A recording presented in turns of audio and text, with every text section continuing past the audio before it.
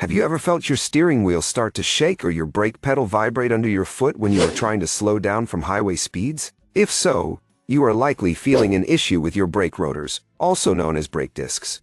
The brake rotor is the circular metal plate that rotates right along with your wheel, and it is the surface that your brake pads clamp onto to create the friction needed to stop your car. This part is absolutely vital for a smooth and balanced stopping experience. When you step on the brake pedal, hydraulic fluid sends pressure to the brake calipers, which then squeeze the pads against these spinning discs. This action generates a massive amount of heat as it brings your multi-ton vehicle to a halt. One of the most important jobs of a brake rotor is to dissipate that heat as quickly as possible, so your brakes do not fade or lose effectiveness during heavy use, such as when driving down a long mountain pass. Beyond just stopping, these discs are responsible for making sure your car stays straight and true while slowing down. If a rotor becomes warped from excessive heat or develops uneven wear, you will start to feel that annoying pulsation or even notice the car pulling to one side. Because the rotors are a fundamental part of the life-saving equipment on your vehicle,